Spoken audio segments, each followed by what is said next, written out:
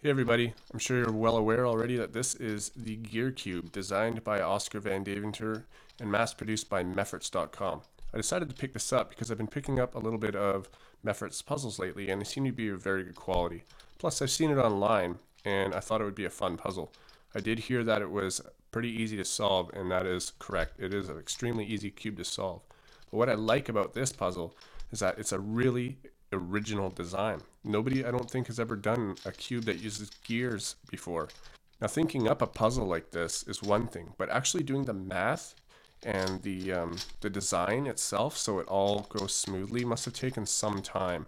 Now, it's called the gear cube because that's exactly what it is. It's just a bunch of gears. As you can see, there's a whole bunch of gears all the way around, and when I start turning aside, you can see how the gears move within each other. Now you'll notice that when I turn aside, the middle didn't quite turn as far. And the reason for that is because the middle turns half the speed as the face that you're turning. So let's turn the green side, and you can see that the middle, if I turn this 90 degrees, that the middle has only turned 45 degrees. And that makes it so you can't turn these ones. So what you have to do is do an actual 180 degree turn before you can start turning again. And I thought that was really interesting that the middle goes half the speed. That actually kind of helped me when I was learning how to solve it. The turning of this puzzle out of the box was great. I've never had to lubricate it. I don't think it will ever need lubrication just because it works on gears, and the puzzle is pretty tight already. It seems really solid. It's a little bit noisy, but what puzzle isn't noisy a little bit? So let's take a look at how these pieces move around each other.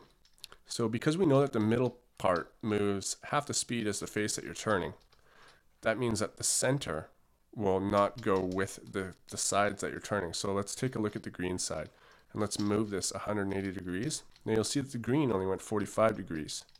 But if you keep turning it the whole way until they all match up again, you'll see that these edge pieces are now spun. They're a little bit on an axis a bit, and they are still in the proper orientation. They are just not permuted properly. So if you keep turning it over and over and over again, you'll see that now they're spun a little bit more. And if we do it one more time, it goes back to its original shape. Let's give this puzzle a scramble now and see if we can solve it. One thing I noticed about this puzzle is that it's actually pretty hard to scramble because you have to only turn them 180 degrees, and that only allows for a certain amount of scrambling. As you can see, I've got a pretty good scramble here, but let's just keep going a little bit more. As you can see, all the greens are together now, which is why I'm talking. It's a little bit hard to scramble this puzzle, but we'll get a good scramble, and here we go. All right, so here's a scramble. I'm going to attempt to solve it and kind of walk you through it as I'm doing it. First thing I'm going to do is try to find two colors that are the same and properly orientated with each other, or permuted, whichever the word is. And I don't see one. So I'm going to choose this yellow and red, because here's a yellow and red. So I got to put that opposite and then turn it up. So 180 degrees, 180 degrees. Now I can find the other two yellows, which should be already put together, and turn them up. Now I got lucky here, and this edge, center, and the edge is already in. So we got to match these purples up, and we got lucky again. The centers are already in. If they weren't in, you would just continuously spin until they would be in. Like if I ended up like this and the purple, was opposite or whatever, you could just keep spinning it and it'll eventually go there. So I know that this edge piece and that edge piece are wrong because that's green purple and that belongs here, and green red belongs there. So there's an algorithm for that to spin them around.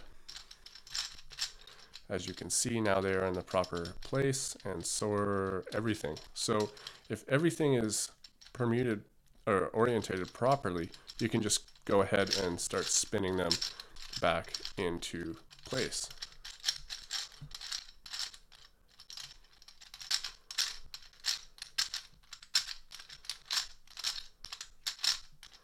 And there we have it. It's solved already. Like I said, it's a very, very easy solve. It only requires one algorithm.